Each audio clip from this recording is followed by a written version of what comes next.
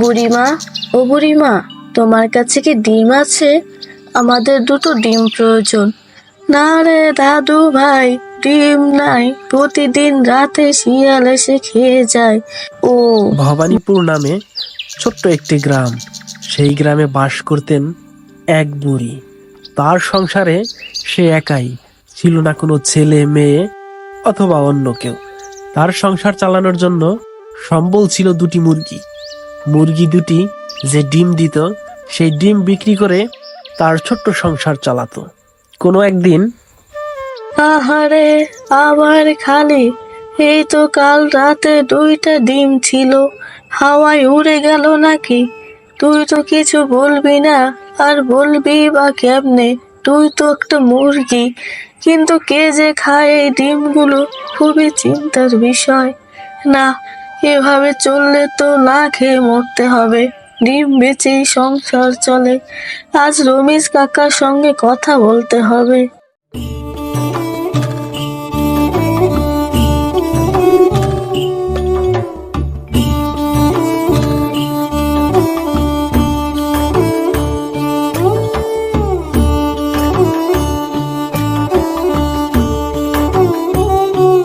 এই যে রমেশ কাকা, কিছুদিন ধরে রাতে আমার ডিম উধাও হয়ে যাচ্ছে।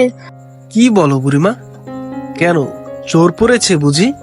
চোর হলে তো বুঝতাম, দরজা জানালা ঠিকঠাক, কিন্তু খাঁচার ভিতরে ডিম নেই, মুরগিও ঠিক আছে। তাহলে তো শিয়ালই হবে। রাতে আসে আর ফাঁকে ফাঁকে ডিম খেয়ে যায়। তুমি তো ঘুমিয়ে থাকো, কিছুই টের পাও না।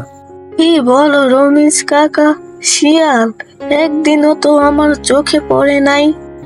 শিয়ালরা খুবই চালাক হয় বুড়িমা, তোমাকে ধোকা দিতেছে। তুমি ভালোভাবে দেখার চেষ্টা করো। একদিন রাতে না ঘুমিয়ে তুমি সজাগ থেকে দেখো কে তোমার ডিম খায়। রমিজ মিয়ার কথা বুড়িমা মন দিয়ে শুনলো। এরপরে তার বাসার দিকে চলতে লাগলো।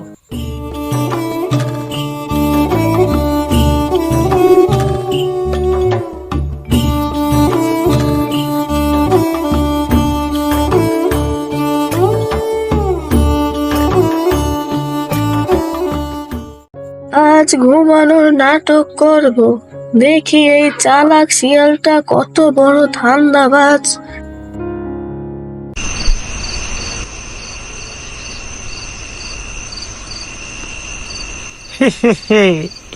এই বুড়ি খুবই বোকা।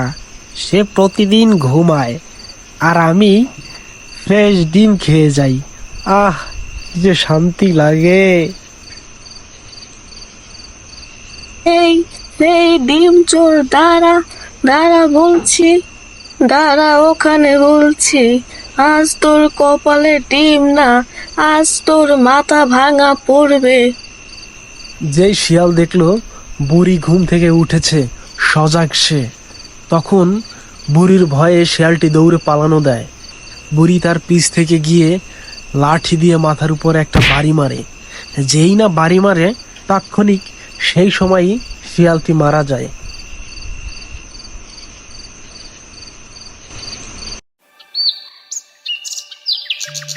বুড়িমা, ও বুড়িমা, তোমার কাছে কি ডিম আছে? আমাদের দুটো ডিম প্রয়োজন। না রে দাদু ভাই, ডিম নাই, প্রতিদিন রাতে শিয়াল এসে খেয়ে যায়। ও মা আরো আমাকে তোমার কাছে পাঠিয়েছে ডিম নিতে। এটা তো আমিও বুঝেছি, তবে আজকে দিতে পারবো না, কালকে এসে নিয়ে যাস। কারণ যে শিয়ালটা ডিম খেত, সেটাকে আজকে মেরে ফেলেছি। বুড়িমা, তুমি কিভাবে মারলে? আর বলিস না নাতিন, প্রতিদিন ডিম খেয়ে যায়।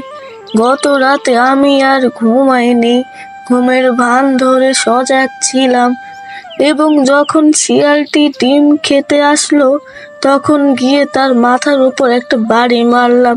তারপর শিয়ালটা মারা গেল। বাবা, বুড়িমা, তোমার তো দেখছি খুব সাহস।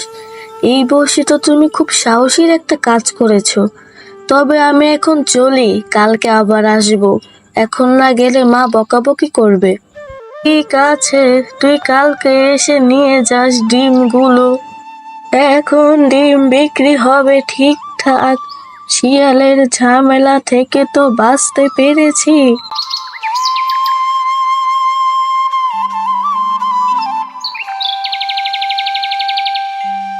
বুড়ি তো বেজায় খুশি।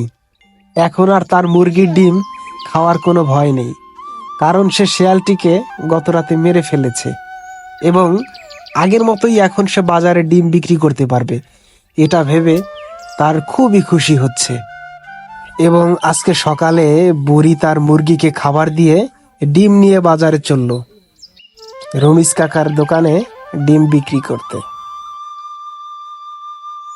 বুড়ি এভাবেই খুব সুন্দর মতো স্বচ্ছন্দে জীবনযাপন করতে লাগলেন। তার আর কোনো বাধা বিপত্তি থাকলো না। প্রতিনিয়ত জীবন চালানোর জন্য এই মুরগি দুটি তার জন্য যথেষ্ট। মুরগি দুটি যা ডিম দেয় তাতেই তার সংসার খুব সুন্দর মতো চলতে লাগলো।